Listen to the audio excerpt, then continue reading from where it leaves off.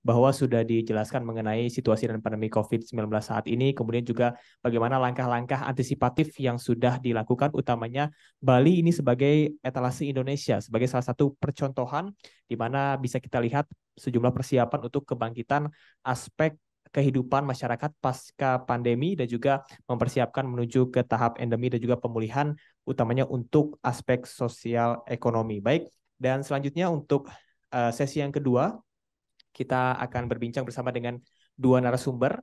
Untuk narasumber yang pertama akan dihadirkan secara daring. Ini adalah Bapak Dr. Muhammad Syahril SPP MPH selaku juru bicara Kementerian Kesehatan Republik Indonesia. Halo Bapak Syahril, apakah sudah bergabung bersama dengan kami? Ya, Sudah. selamat Oke, baik, sudah selamat jelas ya. selamat siang, Om Oke. Swastiastu. Oke, Dokter Syahril ini lagi di mana nih? Lagi lagi di Singapura ya, ikut Wah, Kongres One Health ya. Jadi oke, luar biasa. Terima kasih meskipun dengan berbagai kesibukannya sudah menyempatkan waktu untuk bisa mengikuti diskusi ya, pada sorry nggak bisa datang ke siang Bali hari ya. ini. Terima kasih, Dr. Syahril. Kemudian yang kedua narasumber yang ada di samping saya ucapkan selamat datang dan juga terima kasih kepada Dr. Andes Imade Rentin, APMSI, selaku Kepala Pelaksana Badan Penanggulangan Bencana Daerah Provinsi Bali. Tepuk tangan untuk kedua narasumber kita. Ya, baik. Baik, dan yang pertama nanti kita akan berbincang bersama dengan Dr. Syahril. Kemudian yang kedua nanti kita akan berikan kesempatan kepada Dr. Andes Imade Rentin yang akan memaparkan pemaparannya. Nah, dan dapat kami sampaikan pula tadi untuk pemaparan yang sudah disampaikan di awal akan kita kupas kembali secara lebih mendalam dari juru bicara Kementerian Kesehatan dan juga Kepala BPBD Provinsi Bali. Dan yang pertama kita akan berikan kesempatan kepada Dr. Syahril untuk memberikan informasi beserta dengan bagaimana saat ini pandemi COVID-19 utamanya untuk varian XBB yang saat ini juga sudah ada ataupun juga sudah masuk ke Indonesia serta penanggulangan yang dilakukan. Kami persilahkan kepada Dr. Syahril, dipersilahkan. Baik, terima kasih. Assalamualaikum warahmatullahi wabarakatuh. Selamat siang, salam sejahtera, salam sehat, Om Swastiastu. Namun salam kebajikan bagi kita semua ya.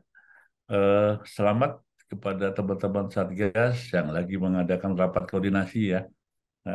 Dan satu kesempatan bagaimana teman-teman Satgas betul-betul menyiapkan khususnya Bali menjadi tuan rumah di KTT G20 ini ya. Mudah-mudahan diskusi kita ini menambah suatu penguatan saja ya kepada teman-teman di Satgas. Ya, terima kasih juga kepada panitia memberikan kesempatan. Silakan mungkin di share screen materi saya. Ya, bisa kita mulai ya. Silakan Bapak. Oke ya.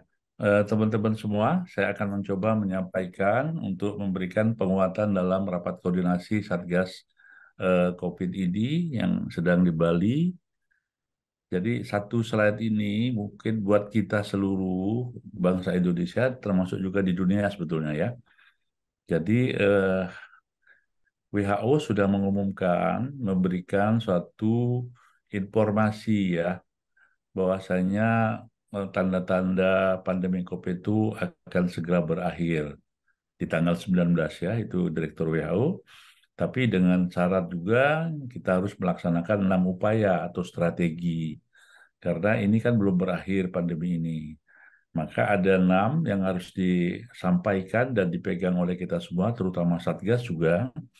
Yang pertama adalah mengkomunikasikan ya risiko melalui macam-macam media ya, bahwasanya pandemi COVID ini masih ada. Artinya penularan ya, kemudian yang terinfeksi dan juga mungkin ada yang meninggal juga akan ada ya. Itu satu. Yang kedua, vaksinasi ya, vaksinasi 1, 2 termasuk booster. Ini adalah strategi kedua. Yang ketiga, memastikan kesiapan sistem layanan ini dari hulu sampai ke hilir ya. Insya Allah kalau nomor 3 ini sudah jalan, alhamdulillah bagus dari puskesmas sampai ke tingkat rumah sakit. Nah, yang keempat juga ini perlu pendorongan dari Satgas juga bagaimana testing dan sequencing ini dilakukan. Testing dilakukan dengan maksud untuk melihat suatu realita penularan ya di masyarakat itu, dan sequencing adalah untuk melihat apakah ada varian baru ya yang saat ini juga sedang merebak ya. Kemudian selalu menerapkan antisipasi jika terjadi lonjakan kasus. Nah, ini disampaikan oleh WHO bahwasanya semua negara harus siap dengan keadaan ini kalau terjadi lonjakan kasus ya, termasuk kita dalam 1-2 minggu terakhir ini. Yang keenam, tentu saja PPI ya, pencegahan dan pengendalian infeksi harus selalu dilakukan di manapun karena ini menjadi suatu upaya kita untuk mencegah lebih awal ya. Jadi ada 6 upaya ya, strategi harus dilakukan dan ini serentak ya, bukan hanya harus satu dulu dua, tapi serentak. Lanjut. Nah ini kita merefleksikan awal tahun 2020, hampir 3 tahun ya. Kalau kita melihat grafik ini, lihat itu ya, kita 2 Maret kita mulai itu ya. Kebetulan pasien yang dirawat di rumah sakit kami saat itu di RSP Sulianti Saroso, itu ada kenaikan kasus pada apa namanya di bulan September itu, dan yang lebih dahsyat yaitu gelombang Delta ya di bulan pada saat itu Juni, Juli, Agustus bahkan sampai September ya. Kemudian ada gelombang lagi di bulan Februari itu ya, Omikron. Dan alhamdulillah untuk saat ini tidak setinggi gelombang Delta tadi maupun Omikron itu untuk kasus BA4 maupun BA5. Nah ini suatu catatan bagi kita termasuk Satgas. eh, Grafik ini menunjukkan kita harus selalu waspada ya. Artinya apa? Gelombang-gelombang itu bisa saja terjadi kalau kita tidak memberikan suatu kewaspadaan ya. Oke, lanjut. Langsung ke varian baru XBB ya, karena saat ini sedang merebak. Nah, kalau kita melihat ini ya, jadi memang pertanggal 9 ya November yang lalu itu ada 30 ya provinsi yang menurun, tapi ada 4 yang naik ya. Kembali ya. 30 yang naik, 4 yang turun ya.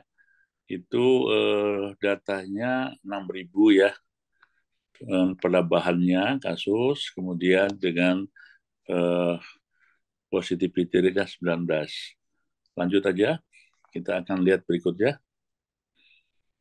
Nah, teman-teman semua, ya, kalau melihat parameter-parameter yang disampaikan dalam slide ini, ya, itu ada kasus konfirmasi, kemudian kasus yang aktif, pasien yang dirawat, itu semuanya meningkat ya, walaupun meningkatnya tidak terlalu besar. Sebagai contoh ya, eh, kenaikan yang dirawat itu,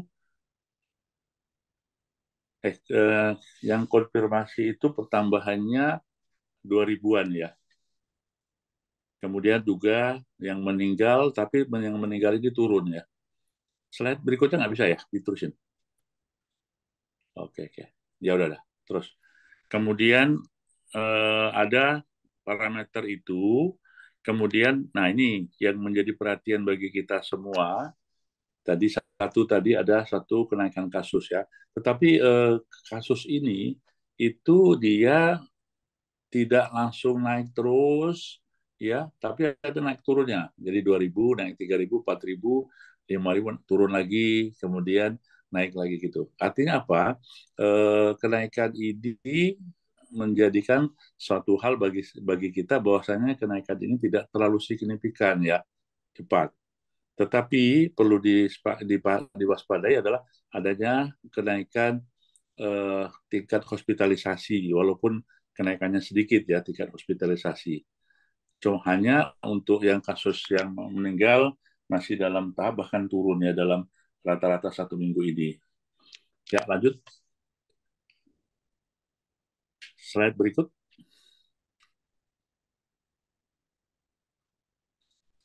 Ya slide berikut ini mengingatkan kembali ya, ada parameter penting yang saya sebutkan tadi. Satu adalah kasus konfirmasi, yang kedua kasus kematian, dan kasus di rumah sakit. Nah, ini yang perlu kita waspadai ya.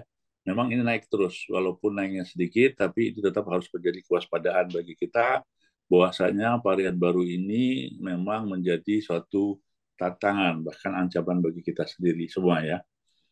Lanjut.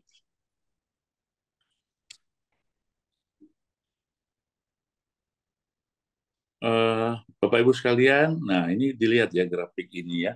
Ini adalah grafik perawatan di ruang isolasi ya. Nah, memang kalau melihat perbandingan di waktu ke waktu, kita masih di dalam tahap yang masih landai ya. Lanjut lagi slide-nya.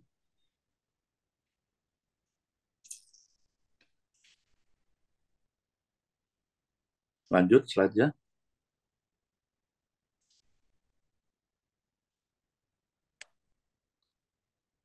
Terus lagi. Ini nggak bergerak lagi. Nah, oke. Okay. Bapak Ibu sekalian, ini mengingatkan kita dengan teman-teman Satgas dalam melakukan evaluasi. Kita ini kan level transmisi komunitas ini kan ada sampai 4 ya.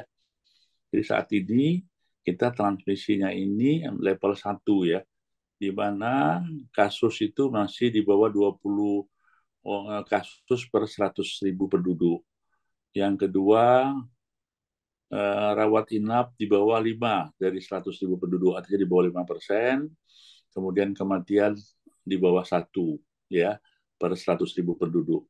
Nah, dari ketiga parameter ini, Indonesia masih masuk di level 1 ya. Lanjut. Nah, tapi dari provinsi-provinsi ini menjadi catatan bagi daerah istimewa Jakarta ya, daerah khusus ibu kota ya, yaitu sudah masuk level 2. Dan Jogja hampir. Sementara Bali masih di level 1 ya. Lanjut. Ini saya sengaja membuat kepada kita semua, di samping kita melakukan analisa harian dalam 1 minggu, ya, tapi ini juga kita bisa melihat bagaimana harian, ya, agar kita tidak terjebak, wah naik terus, padahal ada yang turun, naik turun. Itu jadi nanti kita ambil suatu angka rata-rata dalam hariannya, ya, baik itu penambahan kasus maupun angka kematian maupun positivity rate, ya. Lanjut. Lanjut lagi. Ini bor saja lagi, lanjut lagi. Nah, masuk ke varian baru ya. Jadi dari tadi sudah disampaikan ada 40 negara ya yang sudah melaporkan, dan sebagian yang 10 besar tadi itu sudah melewati puncaknya bahkan menurun. Nah, ya, Indonesia itu baru dimulai ya pertengahan Oktober ini ya. Kalau melihat tadi Singapura umpamanya ya, itu baru naik puncaknya sekitar eh, hari ke-28 ya. Kemudian India ada hari ke-40 dan seterusnya, maka kita akan perkirakan ini kita belum belum belum masuk ke puncak ya, masih mulai dari pertengahan Oktober itu. Lanjut. Nah, slide ini juga teman-teman menggambarkan bahwasannya varian baru XBB itu sudah mulai menggeser keberadaan BA4 maupun BA5 ya. Artinya kalau kita melihat warna ungu-ungu ini, sudah mulai melebar tuh grafiknya, banyaknya kasus yang ada di kita, di mana XBB dan QB1 pun sudah mulai masuk. Sekali lagi, ini baru dimulai di pertengahan Oktober ini, dan nanti tentu saja kita akan melihat, nggak tahu puncaknya apa, kita akan sampai puncak yang tinggi atau tidak ya. Bisa seperti dulu Omicron BA4, BA5, yang kita perkirakan hampir 20.000 ternyata tidak terjadi ya, karena memang upaya yang kita lakukan itu bagus sekali ya. Lanjut.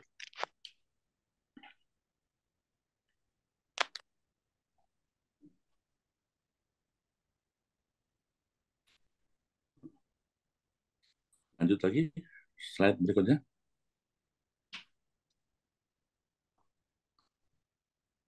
Lanjut saja, ini sudah, nggak apa-apa, lanjut saja.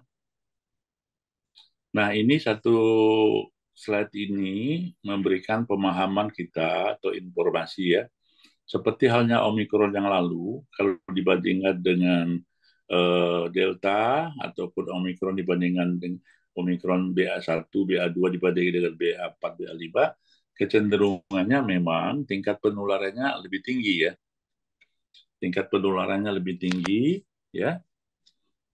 Tetapi tingkat keparahan itu dia lebih rendah ya, lebih rendah. Dan tetapi satu lagi XBB ini seperti halnya dulu BA4, BA5, daya menghindarnya ke apa itu antibody atau imun escape itu lebih tinggi ya.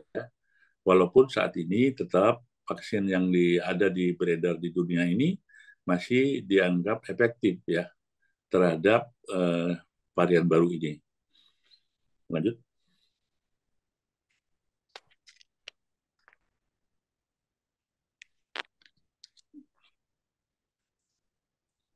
Bapak Ibu sekalian, ini ada yang penting ingin kami sampaikan kaitannya dengan seiring dengan kenaikan kasus ini ya.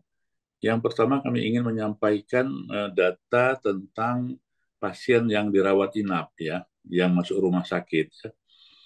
Kan ini kita mengambil data mulai dari awal Oktober tanggal 8 sampai dengan sekarang ya. Itu ada 5% pasien yang dirawat itu dirawat di ICU. Jadi berat berarti ya, berat sampai kritis.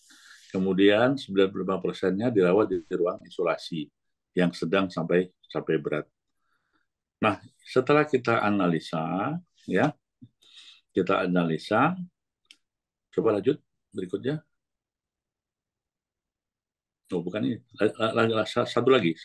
Terus lagi dulu. Lagi. Oh, bukan ini.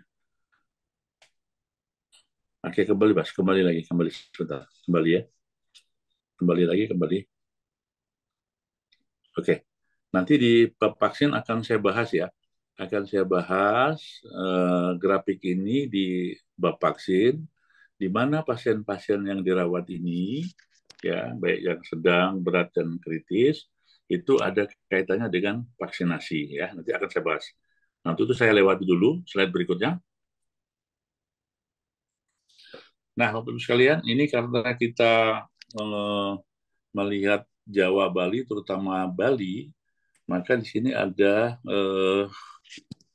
yang belum ya, kemudian ada yang perlu kita lihat di sini bahwasanya di Bali ini ya kita lihat tuh Bali itu angka kematiannya cenderung meningkat, perawatan di rumah sakit juga meningkat dan kasus juga meningkat ya. Coba lihat ya di grafiknya Bali itu menjadi perhatian bagi kita yang ada di Bali ya. Nah kemudian slide berikutnya kita melihat dari daerah-daerah di Bali ya ada yang memang turun tapi naik lagi seperti halnya Badung ya. Badung, kemudian Bangli itu datar, kemudian Tabanan datar, kemudian Karangasem juga datar, Buleleng itu datar. Nah yang agak meningkat ini Gianyar maupun Kota Denpasar. Jadi yang menjadi perhatian itu di Badung dan di Gianyar ya. Dari data ini ada suatu kenaikan kasus tadi ya. Lanjut.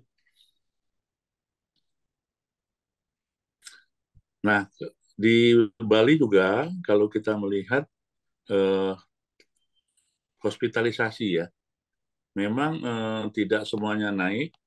Yang naik tetap Badung, kemudian Kota Denpasar dan Gianyar ya.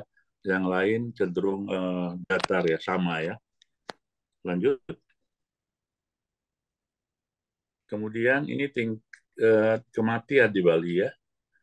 Ya, Badung naik, kemudian Buleleng, serta Kota Denpasar ya. Kalau yang lain dia sama ya. Jadi saya ulangi, Badung, kemudian Buleleng, dan Kota Denpasar. Lanjut. Nah, sekarang masuk program vaksinasi ya. Slide. Bapak Ibu sekalian, eh, kalau melihat laporan ini, kita dosis 1 itu kalau melihat dengan populasi 208 juta, itu 98,5%. Tapi kalau populasi di atas umur 6 tahun adalah 87. Begitupun, artinya apa? Vaksin dosis 1, dosis 2, ini sudah melampaui standar 70% dari WHO. Nah, hanya saja yang booster, kalau melihat kita dengan sasaran populasi di atas usia 18 tahun, ini ada 181 yang disuntikan atau 36,1%. Ya. Sedangkan tenaga kesehatan 46% untuk booster kedua ya. Lanjut. Nah, di slide ini juga ini menjadi perhatian bagi kita semua ya. Itu laju vaksinasi kembali menurun ya di bulan Oktober. Jadi kemarin juga turun tuh bulan September, Oktober menurun dengan berbagai sebab. Nah, karena ini adanya meningkat lagi kasusnya, lonjakan lagi XBB ini, maka laju penurunan kembali vaksinasi khususnya booster ini harus kita tingkatkan kembali. Karena saat ini sudah tersedia vaksin yang kemarin memang dalam 2 bulan ini mengalami suatu kekurangan ya. Sebagian kota ada yang memang betul-betul stoknya habis, tapi sekarang sudah kita siapkan untuk booster pertama ini. Lanjut. Nah, kalau ini data di mana capaian di kota kabupaten seluruh Indonesia itu dari 514 kabupaten kota itu hanya 282 atau ada 55% yang dia cakupannya masih di bawah 70%. Ya. Jadi ada sekitar 55% itu kabupaten kota di Indonesia itu belum mencapai vaksin di atas 70% ya. Berikutnya. Nah, kalau ini lansia. Nah, ini menjadi perhatian khusus. Tolong dibantu oleh Pak Trianto dan kawan-kawan ya. Ini kita bantu yuk mengenjot kembali karena nanti saya akan sampaikan data kematian pasien dirawat inap tadi adalah karena memang lansia yang banyak dan sebagian memang belum di booster. Ya, ini ada 70% bahkan lansia ini belum dilakukan vaksinasi. Ya, kalau melihat data ini ya ada 70%. Ya, kota kabupaten ya sebanyak 360 kabupaten kota itu belum mencapai 70%. Lanjut.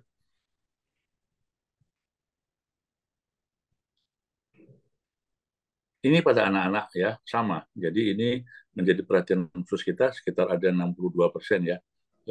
Artinya anak-anak ini juga belum divaksin sehingga bukan anak nanti ada 62% kabupaten kota ya sebanyak 321 kabupaten kota yang vaksinasi anaknya di bawah 70% ya. Lanjut. Nah, ini teman-teman sekalian, ini data mohon bantuan sekali kepada kita semua. Kami sudah melakukan kajian kepada pasien-pasien yang sedang dirawat ya dalam 1 bulan terakhir ini. Jadi ada 10.639 yang kita lakukan kajian atau penelitian ini, itu sebanyak 74% pasiennya belum di booster. Nah ya, saya ulangi ada 74% ya Mas Trianto ya dan kawan-kawan itu. Sedangkan yang belum divaksin itu ada 40%, tinggi juga loh. Ya. Nah, kalau melihat grafik sebelahnya yang batang, itu yang di atas umur 60 tahun, berarti di atas 60%, itu lebih dari 50% yang meninggal. Ya, udah 50% yang meninggal. Ya. Slide berikutnya. Nah, ini juga pada pasien yang meninggal sebanyak 1.373, kita sudah melakukan kajian, ya, di mana dalam kesimpulan kami ada 84% pasien meninggal ini belum di booster. Nah, gitu ya. Kalau tadi banyak pada orang tua, ya 50% yang dirawat, kemudian yang meninggal ini juga banyak orang tua, ya, lebih dari 50%, ya, 424 dari 824, artinya sudah lebih dari 50%. Nah, ada 84% pasiennya meninggal belum di booster. Artinya apa? Kami ingin menyampaikan bahwa pasien-pasien yang dirawat tadi itu besar sekali kaitannya dengan vaksin, ya, baik yang di booster maupun yang vaksin lengkap. Untuk itu menjadi perhatian kita bersama, khususnya kepada sasaran-sasaran dengan risiko tinggi, khususnya lagi adalah usia lanjut, ya.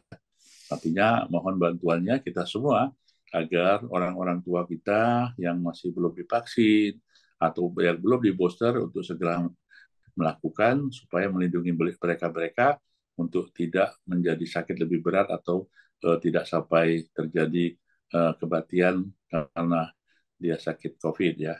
Lanjut. Ini data saja juga, ya. Ini menunjukkan bahwasanya ada 40 sampai 50% belum divaksin lengkap, ya, yang merah-merah itu, ya. Lanjut. Nah, ini slide ini bisa dipakai oleh teman-teman, itu ingin menunjukkan bahwa proporsi pasien yang meninggal dari total 24.975 pasien, itu 0,99 itu sudah divaksin booster. Jadi yang meninggal itu 0,99 itu sudah meninggal sudah divaksin booster, tapi yang belum itu 3,51, jadi tinggi, ya. Lanjut.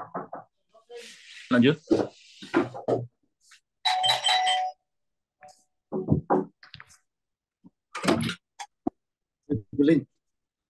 Lanjut. Nah, ini rencana strategis, ya. Rencana strategis yang mesti kita lakukan ke depan, ya. Baik itu untuk varian baru XBB, ya. Yang penting bagaimana kita dalam peningkatan kasus ini itu betul-betul kita ingin mempercepat whole genome sequencing, ya. Kemudian juga meningkatkan testing. Sedangkan untuk kematian ini memang perlu kita melakukan kajian untuk melihat penyebab yang multivariat. Jadi artinya bisa karena COVID-nya, bisa karena komorbid, atau karena pengaruh vaksin. Lanjut, satu lagi. Nah, Bapak Ibu sekalian, ini ada suatu strategi akselerasi vaksin, ya, untuk meningkatkan cakupan kita di akhir tahun ini, ya. Bagaimana di Nataru terutama atau di akhir tahun ini kita bisa memberikan target 50%, ya. Capaiannya ini dapat kita lakukan sehingga kita betul-betul masuk ke dalam apa yang disebut dengan capaian vaksin di atas 50%, dan idealnya memang kita lanjutkan sampai 70%, ya. Jadi ini banyak nih. Dengan cara mandatori, bagaimana seluruh PNS atau ASN, pegawai BLU, pegawai BUMD, BUMN itu juga dapat mengikuti vaksin ini secara mandatori, dan juga membuat kebijakan-kebijakan yang melindungi masyarakat, khususnya nanti menghadapi Nataru, ya, seperti halnya kita pada saat menghadapi mudik Lebaran yang lalu, di mana menjadi syarat vaksin booster ya. Lanjut. Nah ini kalau ini khusus Bali ya. Saya kira khusus Bali teman-teman sudah koordinasi semua dengan pemerintah daerah, dengan Satgas di sini. Nah ini yang harus dilakukan. Yang penting semua delegasi itu dapat melaksanakan protokol dengan baik pada saat datang, pada saat berlangsung, dan saat ya dia pulang ya. Lanjut. Lanjut lagi. Nah, ini PPKM di Bali, walaupun PPKM di Bali masuk satu, tapi ada perlakuan khusus untuk di daerah-daerah di sini kota eh, Kota Selatan, kemudian Denpasar Selatan ya. Ini diperlakukan yang seperti di sini adalah 100% WFH, kemudian sekolah daring, kemudian pembatasan upacara adat dan keagamaan. Saya kira ini akan berlangsung sekitar seminggu ya, 12 sampai 17, sekitar 5 atau 6 hari. Lanjut. Baik, teman-teman sekalian, inilah sebagai paparan saya, mudah-mudahan memberikan masukan di dalam rapat koordinasi ini buat teman-teman yang sedang rapat koordinasi Satgas di Bali ini. Terima kasih. Assalamualaikum warahmatullahi wabarakatuh. Waalaikumsalam warahmatullahi wabarakatuh. Tepuk tangan untuk Dr. Syahril. Tadi untuk pemaparannya dimulai dari strategi-strategi yang dilakukan. Tadi ada 6, mulai dari sosialisasi resiko bahwasanya pandemi ini masih ada, jadi meningkatkan literasi masyarakat untuk tetap waspada tapi tidak boleh panik. Kemudian juga vaksinasi booster yang terus digalakan beserta dengan perbaikan ataupun pembenahan sistem pelayanan. Jangan lupa juga testing dan sequencing serta antisipasi lonjakan kasus dan juga pencegahan serta pengendalian yang menyeluruh serta continuity. Kemudian tadi juga disebutkan bahwa positivity rate di Indonesia ini mencapai 19,91% dan kasusnya ini masih fluktuatif Bapak dan Ibu ya, masih naik turun dan kenaikannya itu artinya tidak signifikan. Nah, meski begitu yang perlu diwaspadai adalah bagaimana tingkat hospitalisasi ataupun juga bed occupancy rate. Dan tadi untuk tren kasus di Indonesia mengalami peningkatan 8,15 per 100.000 penduduk per minggunya dengan 3 indikator dimulai dari kasus positif, kemudian juga rawat inap dan juga kematian ini masih ada pada level 1. Sementara untuk laju vaksinasi memang cenderung menurun di bulan Oktober dan kita harapkan ini bisa naik kembali dan bagi yang belum divaksin bisa segera divaksin. Sementara tadi yang terakhir yang dipaparkan oleh Dr. Syahril mengenai PPKM yang dilaksanakan di Bali jelang KTT, ada sejumlah perlakuan khusus yang akan dilakukan. Nah, untuk mengetahui hal tersebut, lebih jelasnya lagi kita akan berbincang bersama dengan narasumber di samping saya ini. Ini merupakan Kepala Pelaksana BPBD Provinsi Bali, Dr. Andes Imade Rentin, APMSI. Dipersilahkan untuk menjelaskan sebetulnya seperti apa persiapan di Bali sendiri menuju KTT G20 dan juga saat ini di tengah pandemi COVID-19 utamanya untuk penyebaran dari virus varian XBB ini. Silahkan. Terima kasih waktu kesempatan yang diberikan. Om Swastiastu. Assalamualaikum warahmatullahi wabarakatuh. Salam sejahtera untuk kita semua. Shalom, namo buddhaya, salam kebajikan. Semoga tetap sehat dan tetap semangat, tetap tangguh. Ada Pak Dr. Syahril, juru bicara Kementerian Kesehatan, kendati pun tersambung secara virtual, tapi tetap sampaikan salam hangat dari Bali, Pak Dokter. Kemudian saya melihat para kolega, sahabat, dan suhu-suhu saya yang ada di hadapan saya. Prof. KD Mahardika tadi ada, kemudian ada Pak Nyoman Gede Agus Asramo, beliau adalah Kepala Unit Kebijakan Strategi, tim pakar. Kemudian dari Satgas Nasional ada 2 kolega yang selalu komunikasi dan koordinasi, Mas Aam, Mas Heri, dengan segenap jajaran. Teman-teman kami dari segenap organisasi perangkat daerah di lingkup. Saya tidak tahu banyakkah dari Pemprov yang hadir. Kalau saya lihat teman-teman sahabat dari Kapkota hampir lengkap. Ataukah ada beberapa yang dari daerah terjauh. Barat, Timur, dan Utara yang belum hadir secara lengkap. Buleleng ada ya? Hadir? Barat, Jembrana, atau masih fokus penanganan? Jembatan Bilukpoh, Tegal Cangkring, dan Penyaringan. Karangasem ada? Karangasem yang belum ada nih teman-teman kami.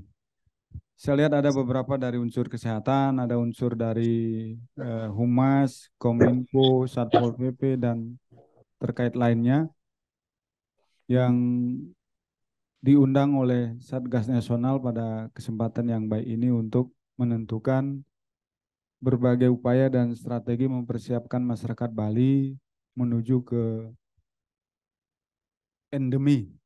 Nah, sang suhu sudah datang dari luar, Prof. KD Mahardike.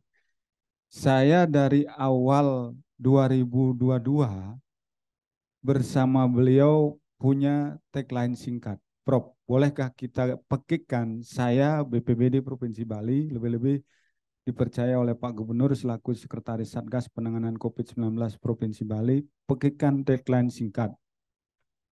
Road to endemi for Bali, saya katakan gitu. Beliau katakan manggut-manggut.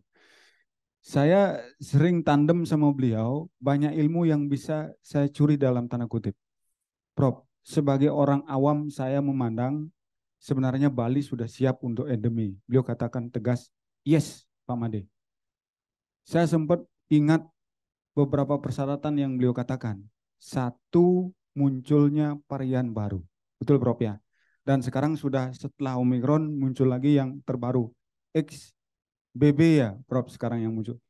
Masih Omikron juga, cuman dengan subvarian yang baru. Ini si corona ini canggih sekali rupanya Prof ya. Selalu berintegrasi dan memunculkan varian baru, subvarian baru dan seterusnya. Ini luar biasa. Jadi kecanggihan teknologi, canggihnya personil, sumber daya manusia, si corona juga makin canggih dengan begitu ya Prof ya. Prof yang lebih tahu. Saya kadang mengintip dan mengikuti statement Prof. Tidak hanya di langsung seperti ini. Prof live di RRI Denpasar saja saya intip diam-diam dari kantor BPBD. Apa ya orang Prof KD Mahardike nih? Saya paling tidak harus tahu isi pembicaraan dan apa yang beliau sampaikan. Kemudian capaian vaksinasi di hal kedua. Kalau jujur kita katakan Pak Gubernur sering mensitir pernyataan Pak Komandan PPKM-nya Jawa dan Bali, Jenderal Luhut Bin Sarpanjaitan. Bali capaian vaksinnya tertinggi. 1, 2, bahkan yang ketiga booster. Sehingga teman-teman tanpa mengurangi rasa hormat, 39 slide yang ada di hadapan kita semua, mohon izin saya tidak tampilkan.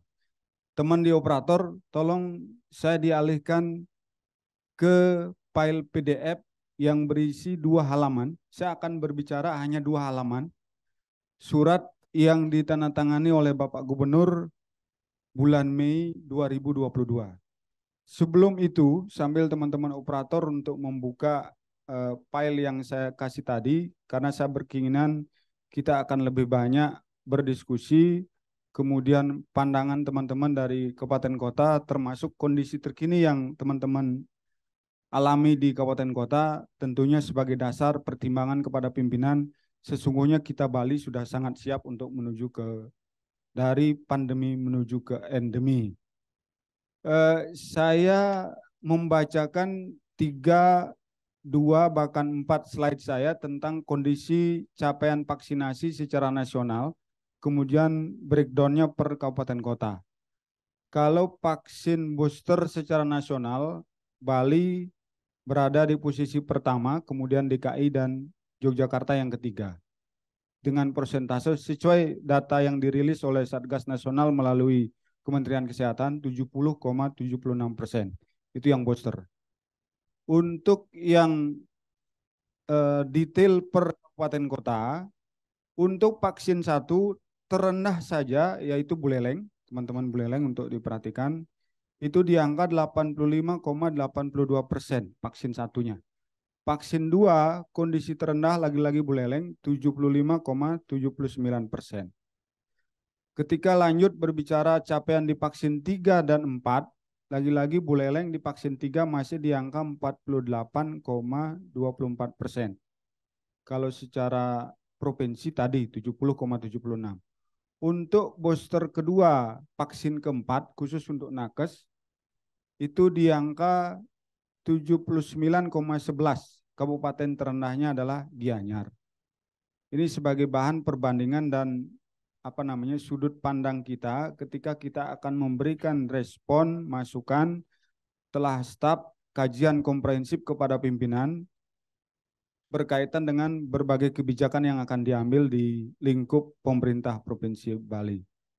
Berdasarkan kondisi tersebut, saya tidak kembali mengutip kondisi terkini kenaikan 2 hari ini sudah 3 digit. Kemarin 104 penambahan hariannya, 2 hari yang lalu 121, sebelum-sebelumnya masih di 2 digit. Demikian juga angka meninggal dunia. Minggu lalu sempat di angka 5, sempat di angka 4, terus stabil di angka 3, 2, 3, 2 begitu. 3 orang dan 2 orang, bukan 32 ya. Stabilnya ada di kondisi begitu. Tetapi saya justru ingin tidak bermaksud mendahului, Mas.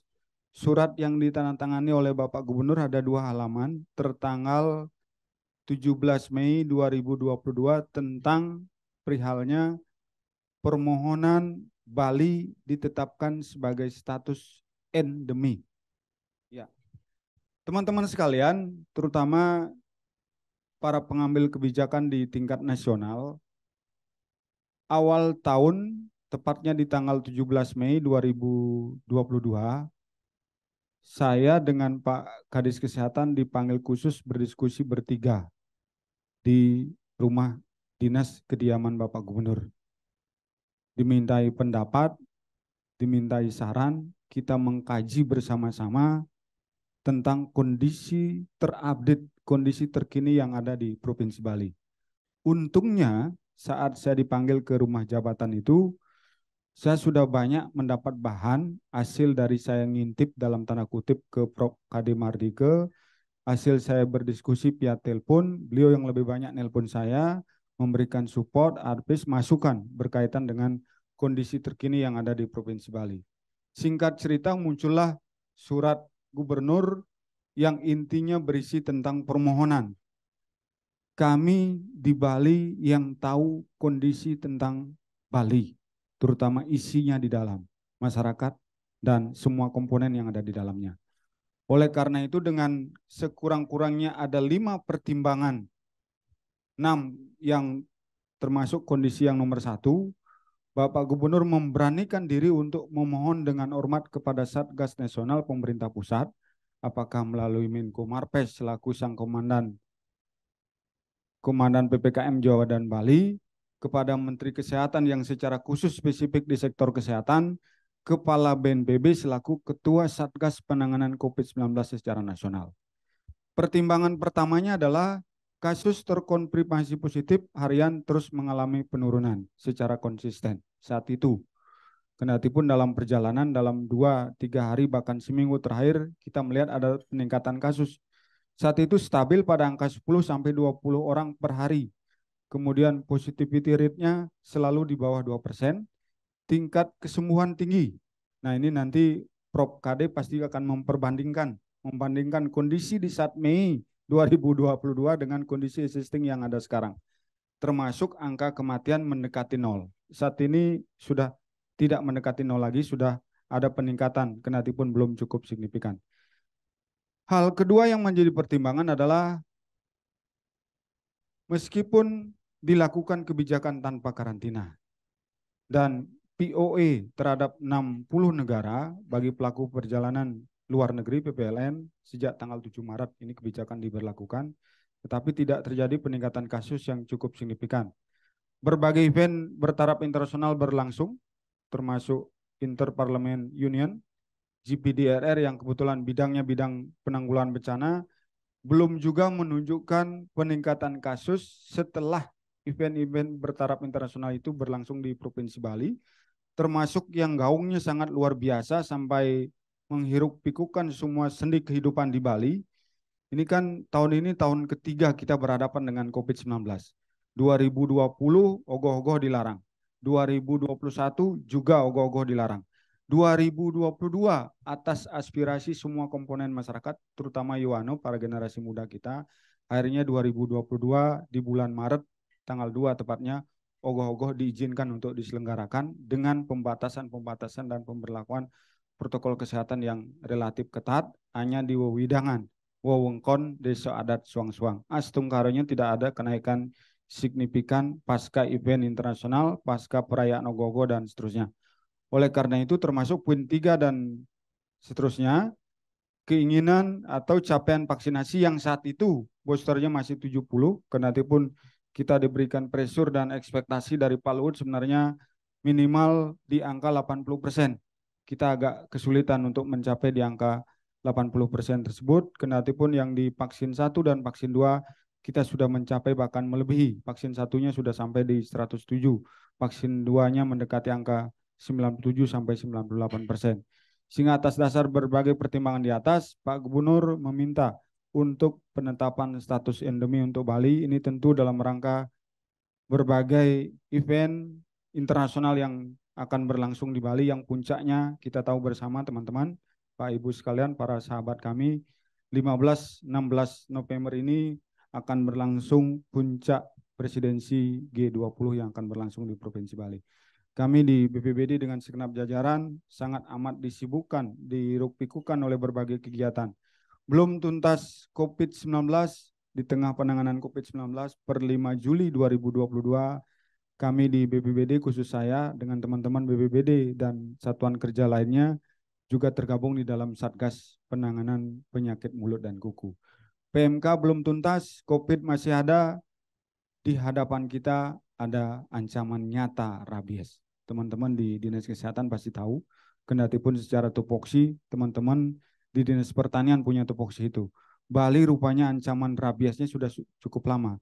Untung saja bukan untung lagi. Ini korban meninggal dunianya sudah lumayan banyak. Jemberana, Bangli, Karangasem, dan beberapa daerah sudah kita temukan kasus meninggal dunia karena gigitan anjing yang terkonfirmasi penyakit rabies.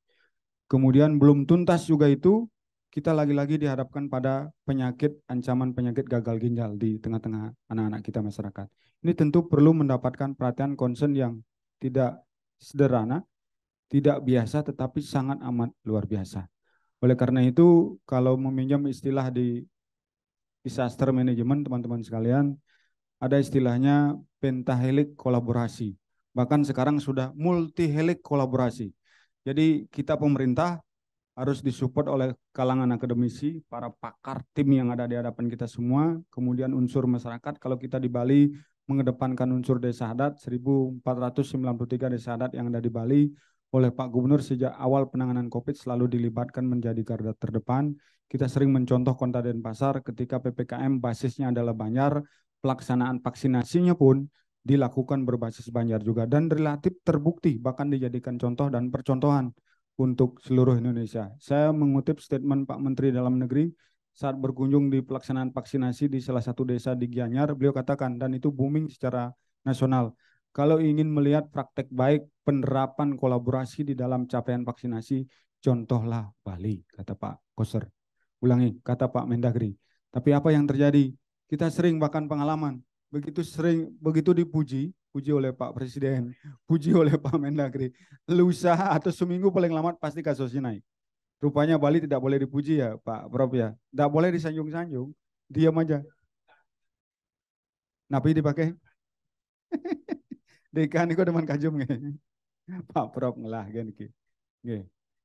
Ya, Bapak Ibu sekalian, dari kami tidak banyak. Poin terakhirnya mungkin kemarin terakhir finali dicek kesiapan semua komponen Bali untuk menghadapi G20.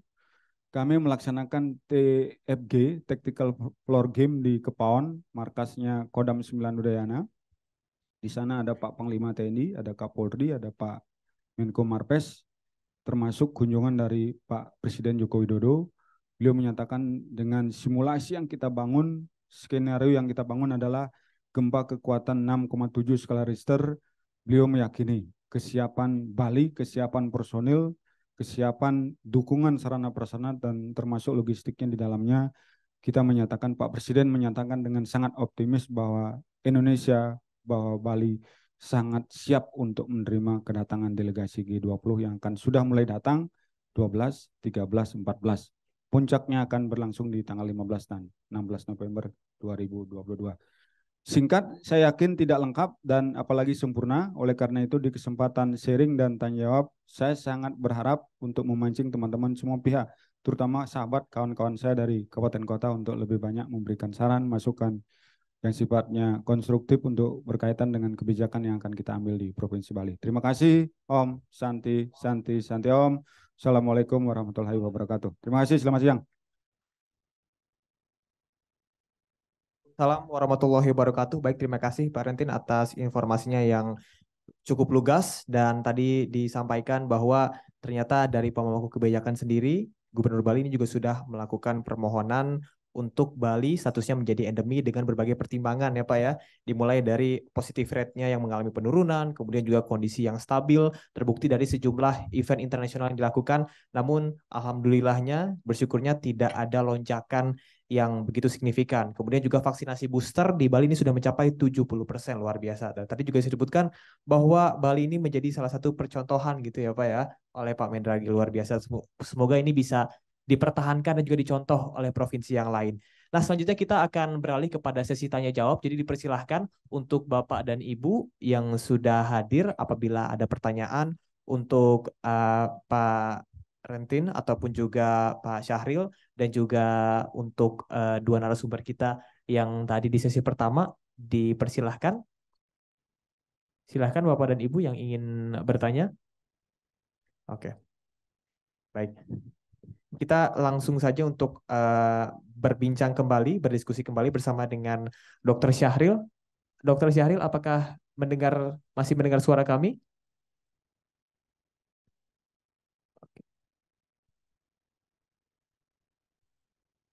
Oke, baik. Masih, Mas, masih. Masih ya Dokter Syahril. Oke, baik. Dokter, tadi disampaikan untuk pemaparan mengenai laju vaksinasi yang menurun di bulan Oktober. Lantas langkah jangka panjang dan jangka pendek apa yang dilakukan untuk pencapaian akselerasi vaksin yang tadi disebutkan ini inginnya sih 50% gitu. Nah, apabila hal tersebut ini belum bisa dicapai, langkah-langkah antisipatif seperti apa yang akan dilakukan, Dokter Syahril? Silakan. Ya, terima kasih ya. Jadi ini menjadi keprihatinan kita dalam hal cakupan vaksinasi booster ini 27,6% ya. Memang dalam 2 bulan atau 3 bulan bahkan ya, Agustus, September, Oktober ini kan turun ya. Atau naiknya sedikit ya naik. Kalau bisa dikatakan semacam setengah, banyak masalah atau sebab itu. Nah, salah satunya kemarin memang ada satu kelangkaan vaksin ya, tetapi di akhir Oktober kemarin kita sudah mendatangkan obat ya, vaksinnya dari Pfizer dan juga dari HIBA dari beberapa negara ya. Sehingga kita ada sekitar 6,2 juta dosis ya. Nah, satu lagi kita sudah mengusahakan untuk vaksin yang dalam negeri ya, Indovac dan Inovac ya. Jadi ada dua, satu dari perusahaan Bio Farma, satu lagi dari buatan teman-teman dari Rumah Sakit Airlangga ya, itu yang Inovac. Nah, tentu saja kami ingin sampaikan, jadi 1 minggu yang lalu kita ikut rapat bersama Pak Luhut, ya, beliau memberikan suatu statement juga bagaimana kita akan sama-sama lagi nih untuk menggerakkan vaksin yang memang dulu pernah bagus ya dalam strategi kita kerjasama pencapaian atau peningkatan sasaran itu. Nah sekarang tapi katanya mungkin kita setelah G20 ya, katanya akan khusus fokus ke Bali dan yang lain ini tetap lakukan oleh pemerintah daerah masing-masing dan nanti secara nasional sesuai dengan akselerasi yang kami sampaikan itu bagaimana upaya-upaya akan kita tempuh semua. Nah harapannya Bapak Luhut dapat mengkomando ini bersama Satgas ya tentu saja karena Satgas mempunyai kepanjangan tangan teman-teman yang ada di daerah sampai ke kelurahan atau desa. Nah, sentra vaksin yang dulu itu tetap kita akan gerakkan bersama Polri, TNI, ya, dan juga ada yang kita sebut dengan jemput bola ya. Nah, nanti kita, teman-teman kesehatan, Satgas, dan pihak-pihak terkait itu dapat menyisir sasaran-sasaran. Terutama tadi yang vaksin untuk lansia ya. Nah, terakhir yang akan kita gerakkan juga adalah bagaimana para pemimpin, pemimpin pemimpin pemerintahan, pemimpin swasta, kemudian tokoh masyarakat, tokoh agama diharapkan memberikan suatu bantuan dan dukungan untuk acara ini. Karena apa? Memang sebagian besar masyarakat kita juga masih ada yang paternalistik, yang sangat membutuhkan bagaimana para pemimpinnya untuk mengajaknya. Saya kira itu teman-teman Satgas, Mas Trianto dan kawan-kawan, memang Bali bagus ya capaiannya untuk vaksin ini, tapi memang tidak semua kabupaten kota, tetapi juga ini menjadi bagian kita untuk mencapainya di atas 50%, syukur dan sampai 70% ya. Oke, baik. Dr. Syahril, mengenai teknis beserta dengan evaluasi dan juga penyaluran ini sudah cukup jelas, kemudian juga vaksinasi yang terus digalakkan oleh pemerintah. Tadi ada yang menarik berkaitan dengan vaksin Nusantara nih, vaksin asli buatan Indonesia. Estimasi bisa digunakannya itu kapan, Dr. Syahril? Ya, yang vaksin buatan Indonesia ini kan ada dua ya, Indopak dan Enapak ya, gitu. Yang kemarin barusan saja itu kan yaitu di Surabaya itu, yaitu vaksin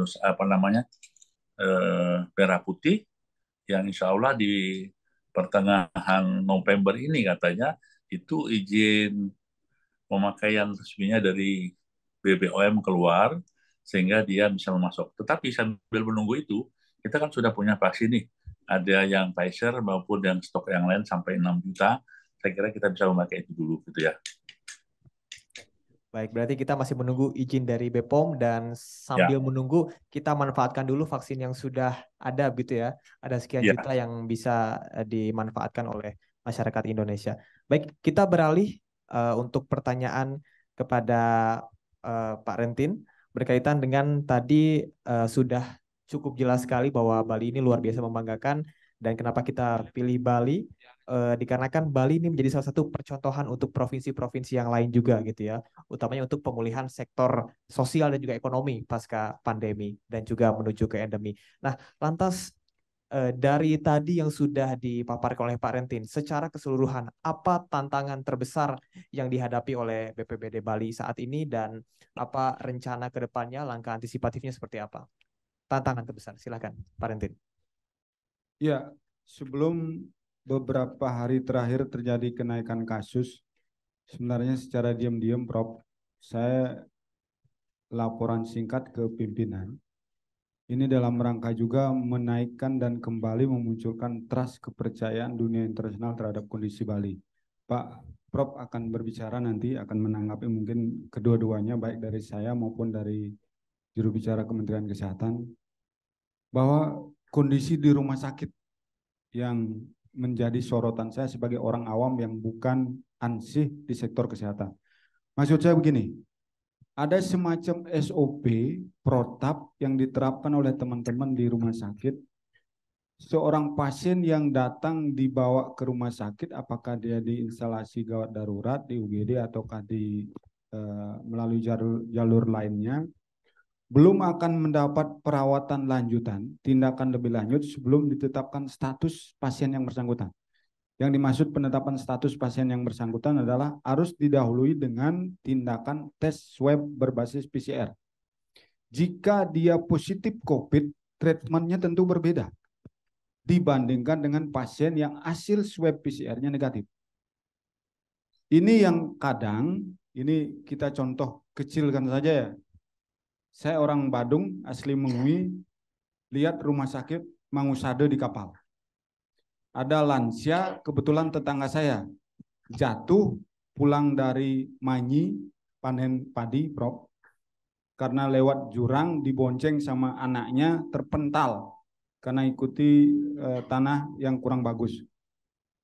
Dia murni jatuh, kepalanya robek, harus dioperasi. Tetapi begitu tiba di rumah sakit, sebelum diambil tindakan, per sekian menit masih harus menunggu, harus di swab PCR dulu. Bayangkan apa yang terjadi. PCR-nya positif. PCR-nya positif. Saya tanyakan, Dok, ketika dokter tenaga kesehatan dihadapkan pada kondisi kedaruratan seperti ini, mana yang diutamakan? Di saat COVID, Pak Rentin, harus treatment dan pemberlakuan perawatan tindakannya adalah berdasarkan protokol COVID. Tidak boleh diperlakukan seperti umum. Sehingga hari kedua belum diambil tindakan terhadap kondisi kedaruratan luka yang begitu parah di kepala loh, di kepala. Karena masih menunggu kondisi stabil kaitan positif COVID-nya. Jadi sekali lagi status yang menjadi pedoman, menjadi kondisi. Saya tidak tahu dan saya memahami sebagai orang yang awam terhadap sektor kesehatan, kerja dan kinerja teman-teman di kesehatan, ada Bu Kadis Kesehatan di sini, teman-teman dari sektor kesehatan pasti akan bisa nanti memberikan penguatan terhadap apa yang kami hadapi. Saya Sekretaris Satgas, perpanjangan tangan dari pengambil kebijakan, pimpinan, Pak Gubernur, Pak Sekda, Ketua Harian Satgas. Saya cerita, Pak Sekda, ini kondisi real yang kita hadapi. Tadi pemilahnya ketika dia status negatif, treatment normal diberlakukan. Ketika dia statusnya positif, tentu treatment dan pemberlakuannya tidak sama dengan kondisi yang ada di kondisi normal tadi. Itu satu kondisi di rumah sakit, Mas. Termasuk juga di samping perawatan terhadap pasien COVID-19-nya, termasuk juga kapasitas lab PCR kita. Saya tidak tahu di RSPTN Udayana, pada saat saya kunjungan terakhir, saat masih di bulan terakhir, minggu final terakhir sebelum berakhir menjadi PLT Kadis Kesehatan, di minggu keempat bulan Maret, sempat 3 bulan sebagai PLT Kadis Kesehatan, saya kunjungan ke RSPTN Udayana.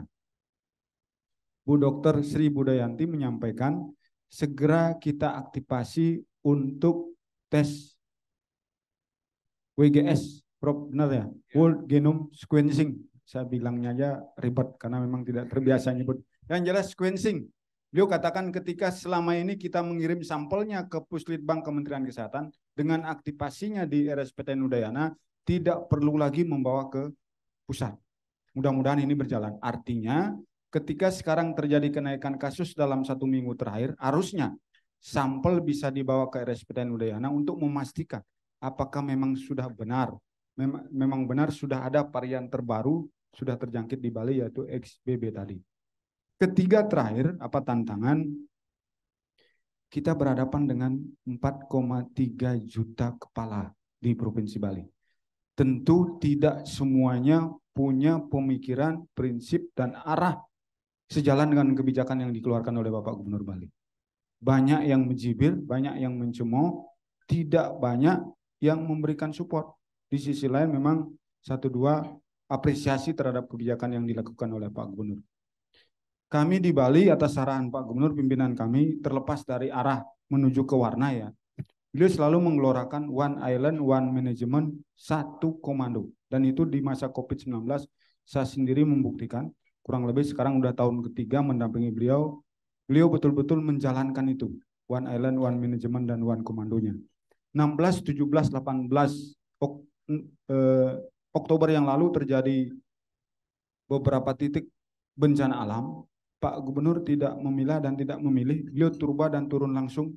Saya dampingi mulai dari Jemberana, Tabanan, Bangli belum sempat didatangi, Karangasem juga tertunda, padahal saya sudah pilih tempat.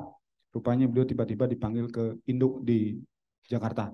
Jadi hanya sempat mendatangi 2 kali di Jemberana, 1 kali di Tabanan, beberapa titik. Beliau memberikan perintah langsung ke saya untuk direspon cepat apa yang bisa kita bantu dari provinsi dengan 2 strategi, 2 skema. Ada BKK, bantuan keuangan khusus, ada bantuan sosial pasca bencana yang kebetulan kami kelola di BPBD Provinsi Bali. Jadi gambaran secara umum, Mas, selaku moderator, 3 hal itu yang bisa saya gambarkan. Nanti pasti akan diperkuat oleh Prof. KD Mardiko. Sukses. Tes. Mas Sabar, boleh? Boleh. Baik, Silahkan, juga, Prof. Saya ada pertanyaan sebenarnya, Beli. Jadi Pak Sahril dan juga Pak Brodentin ini, Pak Kalaksa. Eh, dari data yang disampaikan tadi adalah case fatality rate kita tinggi, Pak. Dunia itu di bawah 1%. Kita 2, sekian sampai 3%. Itu tinggi. Kemudian yang kedua, PCR rate kita, mudah-mudahan Pak Sahril masih online. PCR rate kita tinggi sekali. Dulu pernah 2% di Bali, sekarang ini 10%. Nasional 19%. Ya ini. Nah, sementara saya curiga ini adalah testingnya yang rendah. Ya. Bali pernah satu Pak tracingnya, satu orang sakit, satu orang dideteksi PCR.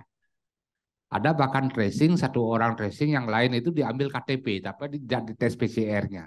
Jadi kan bukan tracing ya seperti itu. Jadi kita kira strategi ini yang harusnya digenjot Pak Saril dan juga Pak Parentin untuk kita menyediakan data kepada masyarakat internasional.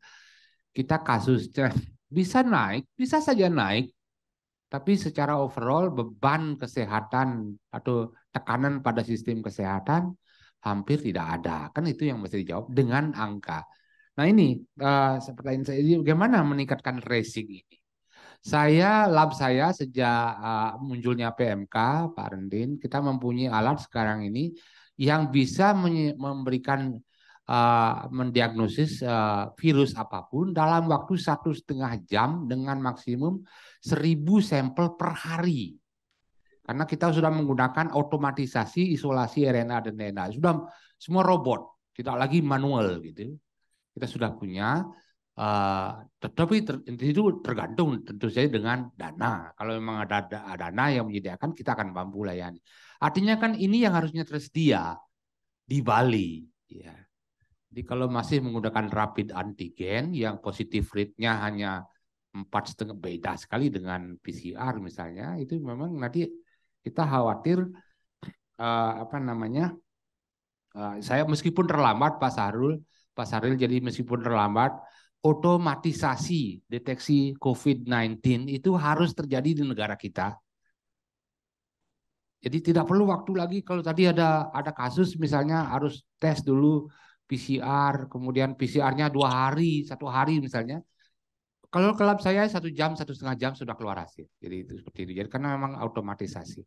Yang itu yang mestinya bagaimana kira-kira strategi nasional dan strategi daerah, Pak, meningkatkan testing dan tracing ini sehingga mudah-mudahan sebetulnya CFR dan PCR rate itu sebenarnya rendah di Bali.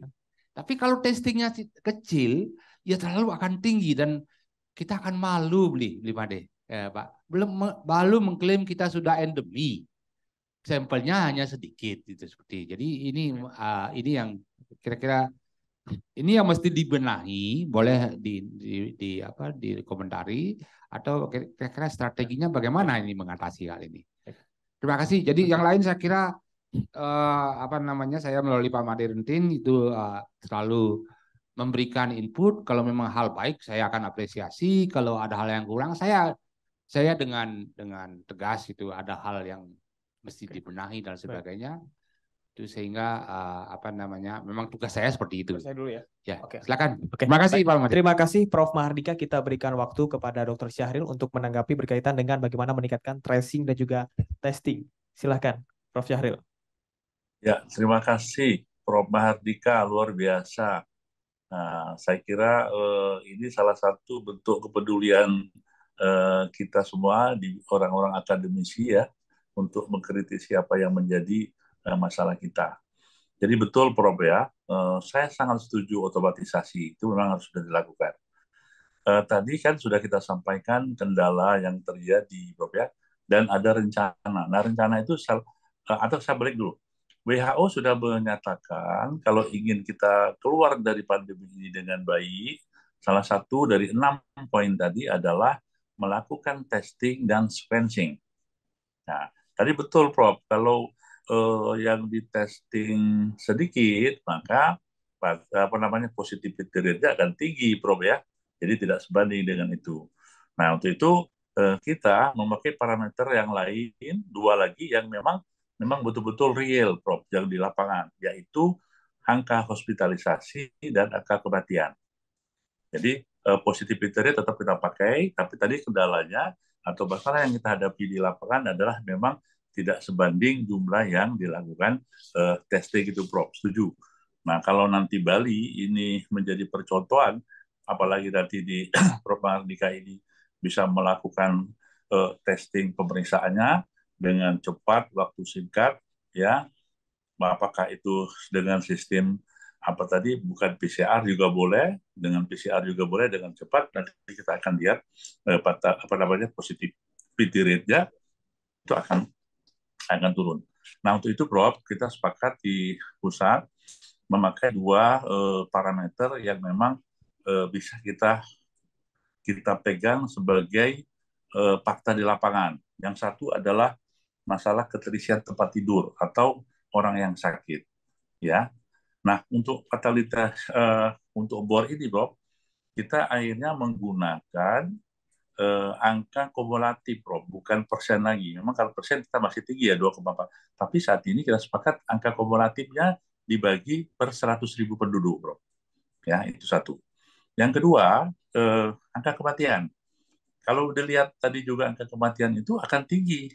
Tapi kalau kita melihat angka kumulatif, ya, itu per 100.000 penduduk, maka itu kita kan masih masuk di level 1 tadi, Bro. Ya, jadi angka transmisi ke komunitas itu, ya, satu adalah kematian, yang kedua apa namanya bor atau angka apa namanya hospitalisasi, yang ketiga adalah memang jumlah kasus, Bro, ya. Nah, setuju, Prof, dengan apa yang disampaikan tadi. Kita tetap mengikuti kebijakan yang disampaikan oleh WHO, testing dan sequencing jangan ditinggalkan, karena ini bagian dari apa yang kita lakukan di dalam mengukur transmisi komunitas. Itu, Prof, ya. Prof, terima kasih, Prof. Berarti kami sampaikan juga, dan tentu saja daerah lain selain Bali yang memang sudah bagus, kita akan contohkan bahwasanya mereka juga harus melakukan seperti apa yang disampaikan di Bali ini. Baik, terima kasih Dr. Syahril yang tadi sudah menjelaskan mengenai otomatisasi tracing, testing, dan juga sequencing PCR yang tadi juga berlandaskan kepada dua indikator baik dari bed occupancy rate ataupun juga keterisian di rumah sakit yang memang saat ini masih sudah menggunakan angka kumulatif begitu ya Prof ya, Dok ya. Oke, Ya. baik. Silahkan untuk Pak Rentin, apakah ada tanggapan mengenai hal tersebut? Ya, apa yang disampaikan oleh Prof. Mardika tadi ini tidak hanya baru sekarang muncul pressure, desakan, dan pertanyaan dari beliau. Ini sudah sejak awal ditemukan COVID-19 di Bali. Betul. Beliau selalu katakan, ketika Badan Kesehatan Dunia memberikan standar ekspektasi 1/10 sekurang-kurangnya. Kalau bisa idealnya 1/15. Jujur kami katakan Bali belum pernah mencapai itu. Kita selalu 1/di bawah 10. 7, pernah 8, Prof. Pernah 8. Belum pernah mencapai 9, apalagi 10. Di atas 10 belum pernah. Berbeda kondisinya dengan di beberapa titik sampel, mungkin Kap Kota, Badung, dan Pasar, bagus. Nah, apa strategi ke depan? Ini agak susah gampang kita harus menjawab. Di tengah kita berhadapan dengan multi hasad dan multi ancaman kondisi kekinian kita. Kita belum tuntas dengan hiruk pikuknya COVID-19, sudah dihadapkan dengan concern kita terhadap penyakit mulut dan kuku yang juga melibatkan di tengah-tengah masyarakat. PMK juga belum tuntas, sekali lagi tadi sudah saya sempat sebutkan ada ancaman rabies di tengah-tengah kita. Oleh karena itu, tetap teman-teman kami sebagai garda terdepan di sektor kesehatan, Paskes, Puskesmas terdepan, kemudian teman-teman di Satgas Kap Kota melalui Dinas Kesehatan, berupaya melakukan approach pendekatan dengan merangkul semua stakeholder, terutama teman-teman di sektor adat, desa adat yang ada sampai berbasis di tingkat terbawah kewilayahan yaitu Banjar, melakukan upaya pendekatan untuk kita memperkuat tracing dan testing. Kita di Bali sekali lagi diakui soliditas dan kolaborasi kita yang begitu padu. Kita di pemerintah daerah di samping tadi support dukungan yang luar biasa dari sektor adat, kita juga kekuatan luar biasa dari personil TNI Polri. Itu yang menjadi kekuatan luar biasa. Kendatipun dalam beberapa bulan terakhir concern kita beralih ke beberapa event, persiapan event internasional di Bali, terutama G20, mungkin testing kita bukan lemah lagi, mengarah kepada tidak ada testing malah. Kalau saya lihat data di teman-teman di Dinas Kesehatan Provinsi Bali, hitungannya ratusan. Tidak sampai seperti dulu yang rata-rata di atas 5, 6, bahkan sampai 7.000 testing tracing yang dilakukan oleh teman-teman selaku garda depan di sektor kesehatan. Oleh karena itu, kami jangan dibiarkan sendiri, Satgas. Kami berharap teman-teman di Dinas Kesehatan bisa disupport, teman-teman kami yang ada di garda terdepan, Satgas terutama bisa disupport juga untuk melakukan upaya tersebut. Kendati pun peluang untuk bisa menjadi perbandingan normal sesuai yang digariskan oleh WHO, Badan Kesehatan Dunia, apalagi di saat kondisi seperti sekarang sudah sangat kecil harapan itu ada. Saya kira itu kondisi real, kondisi yang sejujurnya kami ceritakan, apa yang dipotret, dipetakan oleh Prof. Kade Mardika, itulah kondisi real yang ada di tengah-tengah masyarakat, termasuk kinerja kami di Satgas Penanganan COVID-19 Provinsi Bali. Terima kasih.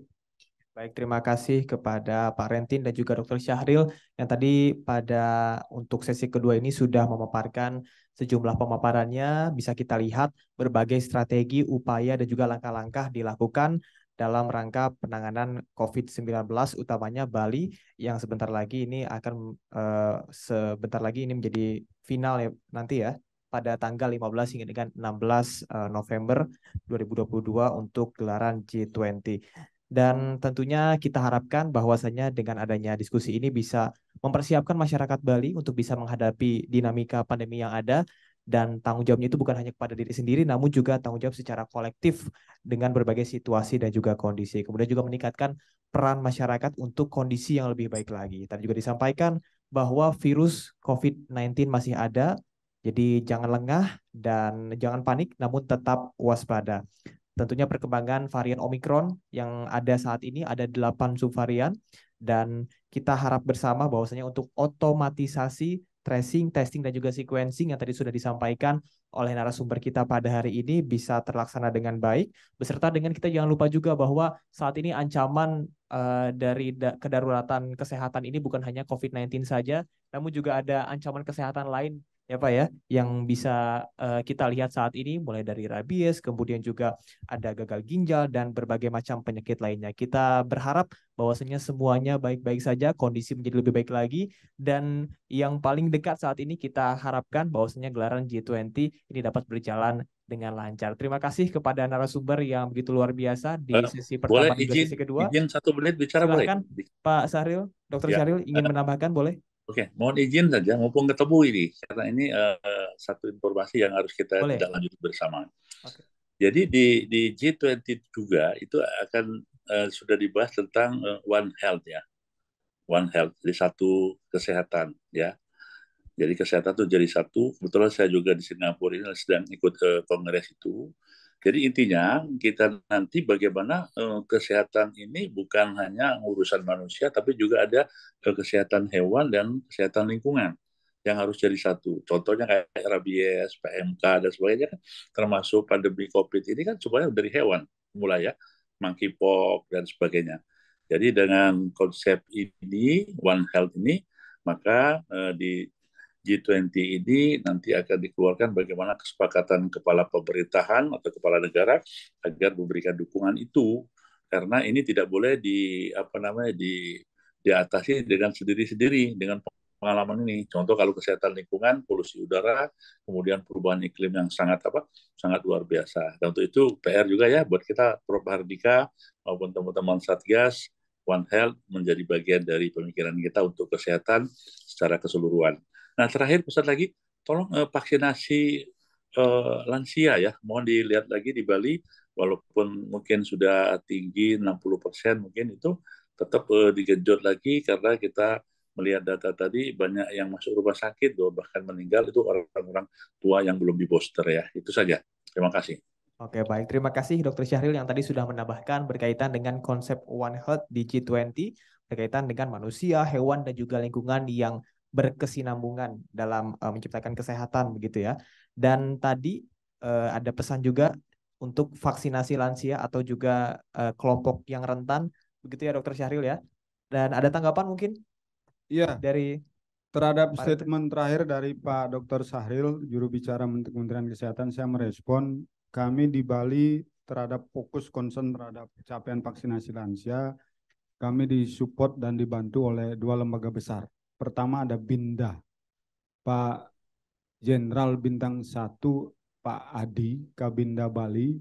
Beliau concernnya mendampingi Pemda, pemerintah Provinsi Bali, Satgas, khusus untuk melakukan optimalisasi capaian vaksin, khusus menyasar lansia. Terima kasih, Prof. Terima kasih, luar biasa. Bahkan salah satu strategi yang beliau terapkan di Binda Bali, Pak Dr. Syahril, Binda Bali itu melakukan vaksinasi dengan door to door jemput bola. Ketika kami Satgas standby di posko vaksinasi, anggota Binda tidak. Mereka datang menelusuri dan bahkan mencari para lansia yang secara faktor geografis, katakanlah Buleleng, katakanlah Karangasem, di beberapa pegunungan yang sulit ditempuh atau dicari oleh petugas kesehatan, Binda hadir di sana untuk melakukan dan memberikan suntikan vaksin 1, 2, terutama booster. Itu Bagus, dilakukan.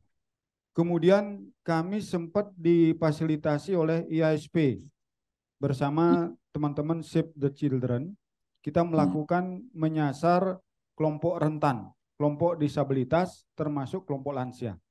Ini catatan yang ada di hadapan saya, sempat dalam sekali turun, mereka mendapatkan kelompok sasaran untuk disuntik booster 3.514. Ini data bulan Juli 2022. Artinya rendahnya capaian vaksinasi lansia tadi salah satu juga karena kondisi tadi, tetapi sudah strategi kami sudah lakukan dengan support dukungan bahwa kami Satgas di pemerintah daerah, provinsi, kap kota tidak sendiri, kami disupport dengan oleh berbagai lembaga yang ada di Provinsi Bali. Demikian, terima kasih. Ya, baik, terima kasih Pak Rentin. Ya, Prof ya. Dari saya temannya Kabinda DKI bilang gitu ya. Salam hormat. Oke, salam hormat. Salam hormat katanya. Buat Kabinda Bali. Ya. Oh iya, buat Kabinda Bali. Baik, Pak Dr. Syahril, nanti saya sampaikan. Saya Beliau selalu komunikasi tiap sore, pasti komunikasi dengan saya. Ya, teman baik ya. Baik Pak Dokter, nanti saya akan sampaikan. Terima kasih. Oke, baik, terima kasih Dr. Syahril dan juga Pak Rentin. Ini bisa kita lihat Bapak dan Ibu, artinya untuk kerjasama di antara stakeholder dan juga tadi pentahelix ini sangat diperlukan dalam penanganan dan juga bagaimana kita mengendalikan pandemi COVID-19 ini. Dan ternyata dari BPBD Bali juga sudah mempersiapkan sejumlah langkah optimalisasi vaksinasi untuk capaian lansia ataupun juga kelompok rentan, ya Pak ya. Dan juga untuk karena kelompok rentan ini menjadi salah satu concern juga, mengingat apabila terkena COVID biasanya ini ada tingkat keparahan, apalagi bagi mereka yang memiliki komorbid ataupun juga penyakit bawaan. Dan terima kasih kami ucapkan sekali lagi, dan waktu ini sudah berakhir meskipun untuk perbincangan kita sangat seru. Untuk sore hari ini kami ucapkan terima kasih kepada Pak Rentin dan juga Dr. Syahril. Mudah-mudahan kita bisa bertemu di lain kesempatan. Dan setelah ini Bapak dan Ibu, kita akan mendengarkan sesi sharing session bersama dengan ada sekitar 5 satgas ya. Ada 9 satgas ya yang hadir pada hari ini. Kita akan mendengarkan bagaimana pengalaman, kemudian juga bisa sharing dalam melakukan sejumlah tugasnya di berbagai kabupaten masing-masing. Dan saya Camar Henda pamit dan saya kembalikan ke MC Mbak Ayu, dipersilahkan. Baik, terima kasih. Jadi sangat menarik sekali dari beberapa narasumber yang tadi telah disampaikan bahwa bagaimana kita menyiapkan saat ini ya sudah hampir 2,5 tahun dari pandemi menuju endemi. Tadi dari Pak dari Satgas Pusat menyampaikan bahwa bagaimana strategi kita dalam bidang komunikasi publik. Karena kebetulan kami juga posisi kami di Satgas sebagai juru bicara, Pak. Juru bicara Satgas COVID-19 Kota Denpasar yang hampir setiap hari. Bahkan pada awal-awal kasus ini, waktu kami hampir setiap hari melayani para media, memberikan informasi terhadap perkembangan COVID-19. Kami merasakan betul bahwa pada saat itu bagaimana kegawatan kita menghadapi hal itu, terutama pada saat varian Delta dan varian Omikron. Kami di Denpasar bahkan sempat mengalami kekurangan oksigen, Pak. Rumah sakit kami nyaris penuh semua. Bahkan ada sampai ke luar kota Denpasar kami kirim untuk mendapatkan penanganan pasien yang konfirmasi positif COVID-19.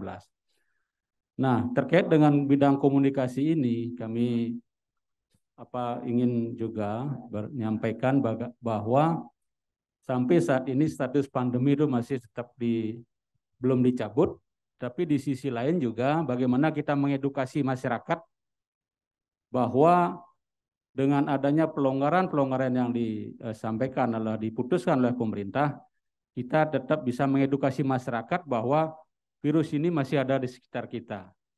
Dan oleh karena itu tentu bagaimana narasi-narasi kita yang harus kita sampaikan pada masyarakat agar jangan sampai lengah, jangan sampai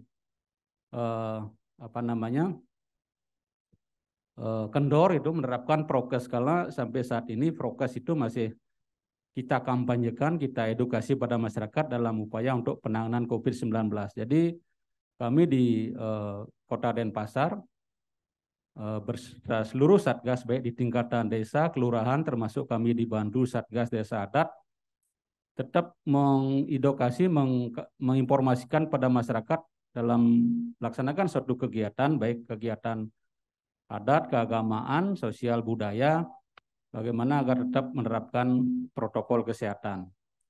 Nah, kemudian terkait dengan vaksinasi, ini betul tadi disampaikan oleh Bapak Rentin, kami di Kota Denpasar mungkin sampai saat ini capaiannya yang tertinggi di Bali, itu kami juga melibatkan seluruh perangkat-perangkat adat, dan bahkan kami di Kota Denpasar juga melibatkan seluruh OPD yang ditugaskan sebagai bapak angkat di desa dan kelurahan untuk turun bersama-sama melakukan vaksinasi, baik vaksinasi dosis yang pertama, kedua maupun vaksinasi dosis yang ketiga atau booster. Dan ini kami lakukan di Kota Denpasar sehingga capaian vaksinasi kami di Kota Denpasar sampai saat ini sudah mencapai 74%. Jadi itu langkah-langkah kami yang dilakukan Kota Denpasar, dan yang terpenting bagaimana kita menyiapkan masyarakat, karena sampai saat ini kegiatan-kegiatan dan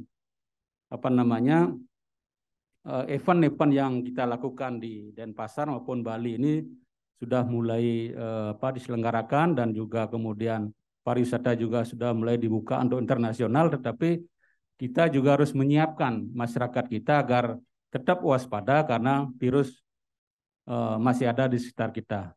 Mungkin itu dari kami, sharing kami, informasi kami yang kami sampaikan pada kesempatan yang berbahagia. Terima kasih. Baik, mungkin ada tanggapan dari Pak Heri mungkin, Pak? Ada yang perlu ditanggapan dari pengalaman yang telah disampaikan oleh Kota Denpasar, Satgas Kota Denpasar? Ya, terima kasih. Singkat saja, tadi bagaimana narasi seperti apa sebenarnya yang harus disiapkan gitu untuk kemudian memastikan masyarakat tetap patuh. Ini yang nggak mudah nih. Ngomongnya mudah, tetapi praktek di lapangan nggak mudah. Tetapi saya ingin membandingkan Pak di Indonesia ini dengan negara-negara lain yang selama ini sudah begitu bebas, kita sebut Singapura, kemudian di Amerika Serikat kayak gitu. Di Indonesia ini cukup sukses lah kampanye kita untuk menjadikan protokol kesehatan itu sebagai keyakinan baru kita dalam melawan ini. Kalau di Amerika Serikat itu bahkan terjadi pertentangan ideologi, Pak. Soal vaksin ditolak, melanggar hak asasi manusia, pakai masker dianggap juga melanggar hak asasi manusia, seperti itu. Tetapi kita beruntung di sini cukup bersatu sehingga tugas kita untuk menarasikan sesuatu tentang perubahan perilaku ini akan lebih mudah, Pak. Lebih mudah dalam arti kita tinggal modalnya adalah bagaimana mencari akses-akses informasi yang bisa diterima publik. Apakah dari tokoh masyarakat, apakah dari tokoh agama misalnya, atau kemudian juga melalui media. rasanya kalau ini kita bisa lakukan, Pak, karena memang Bali ini sebenarnya jadi role model dan mendapat perhatian yang luar biasa dari pemerintah dalam hal vaksinasi, maka cukup masuk akal permintaan Pak Gubernur untuk segera menurunkan status pandemi menjadi endemi. Tetapi kan kita tahu bahwa pandemi menjadi endemi ini menjadi otoritas WHO sebenarnya. Itu sih Pak tanggapan dari kami. Terima kasih. Baik, kita lanjut ke sharing session di Satgas Penanganan COVID-19 daerah Kabupaten Gianyar. Teman-teman dari Gianyar masih ada di sini? Baik, mungkin bisa di-sharing Bapak terkait penanganan COVID-19 dari awal hingga sekarang. Dari data terakhir yang kita lihat bersama, Gianyar salah satu daerah yang mengalami peningkatan. Baik, silakan Pak. Baik, terima kasih. Perkenalkan saya Dr. Ewan Gusti Uradibia Presasta, Kepala Bidang Kedaulatan dan Logistik Kabupaten Gianyar. Jadi akhir-akhir ini kami tidak menampik kemungkinan karena di grup kita lihat penguburan jenazah juga meningkat. Ada hal lain yang mungkin menjadi tanda tanya seperti yang disampaikan Pak Prof. Mardika tadi. Jadi untuk sosialisasi kegiatan pencegahan dan lain sebagainya sudah berjalan dengan baik di Gianyar karena juga antusias dari warga kami di masyarakat Gianyar, terutama kami yang di BPBD ini selalu ada permohonan tentang masker, sanitizer, sabun cair dan semuanya. Jadi kami selalu berikan kepada masyarakat untuk itu. Jadi kami di Gianyar menilai masyarakat kami sadar, cuman peningkatan kasus ini kemungkinan mobilisasi, Pak. Mulai ramainya kembali pariwisata dan lain sebagainya, mereka mulai bekerja lagi ke Denpasar, ke Badung, tentunya pasti di sana ada penularan dan lain sebagainya. Jadi secara medis mungkin lebih dari kalau ada dari teman Dinas Kesehatan Gianyar yang hadir mungkin bisa lebih menjelaskan lebih detail. Namun kami dari BPBD Gianyar untuk urusan pencegahan, untuk sosialisasi, kemudian penguburan kami selalu siap dan peningkatan ini kemungkinan besar. Ini yang lebih detail yang menjawab sebenarnya dari Dinas Kesehatan. Kenapa itu sampai meningkat? Demikian, terima kasih. Baik, bagaimana Pak Heri, mau ditanggapi lagi atau dari Pak Aam? Memang di daerah Ubud sudah mulai ramai lagi Pak ya. Dari segi tamu wisatawannya, turisnya juga sudah mulai ramai, sudah mulai macet lagi. Ya, terima kasih Dok. Jadi mobilitas ya memang yang menjadi faktor karena memang kita tahu salah satu-satunya vektor penularan kan manusia kan. Jadi manusia yang bergerak, manusia yang berkumpul itu yang kemudian menstimuli terjadinya kenaikan kasus gitu. Di banyak tempat misalnya di Jakarta sekarang banyak konser sama pertandingan olahraga yang kita lihat misalnya Liga Voli kayak gitu kan. Di ruang tertutup mereka teriak-teriak kebanyakan nggak pakai masker. Nah ini yang menjadi risiko yang meningkat. Mungkin di Gianyar juga hampir sama ya. Tapi saya dulu pengalaman waktu Bali masih sepi datang ke sini itu protokol kesehatannya sangat luar biasa. Saya nggak tahu apakah sekarang ini sudah mulai kendor, itu yang harus mungkin diperhatikan dan kemudian diingatkan lagi.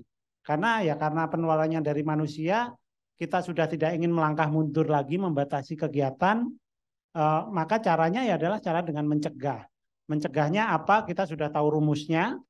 Vaksin, masker, dan vaksin itu dua sejoli yang kemudian harus diingatkan lagi ke pemangku kepentingan yang layanan-layanan publik ya, termasuk hotel atau tempat wisata yang kemudian harus dipastikan itu akan jalan.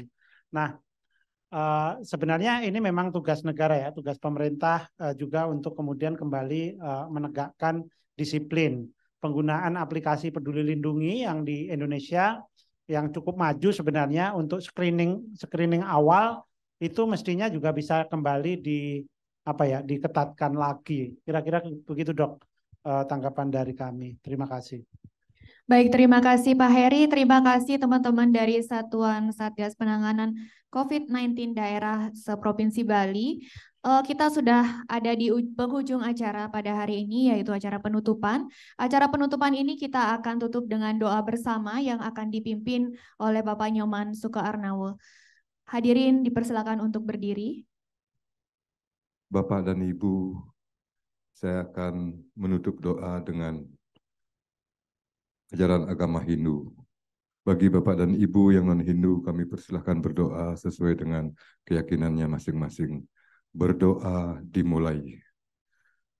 Om Dewa Suksmo Paramo Sindhyo Yunamo Swaho Sarvo Karyo Presidantum.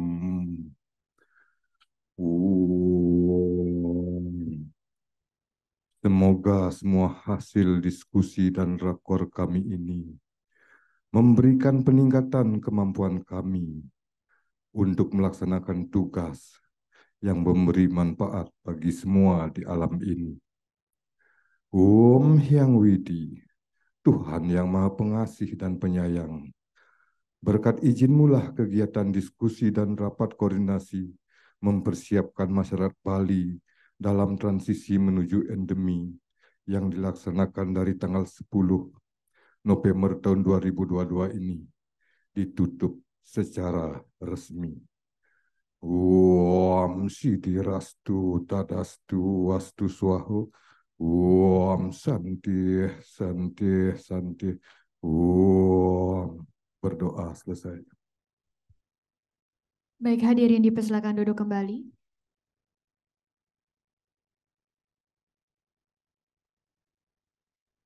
Demikianlah rangkaian acara pada hari ini. Kami ucapkan terima kasih atas kesediaan Bapak Ibu hadir dalam memenuhi undangan kami.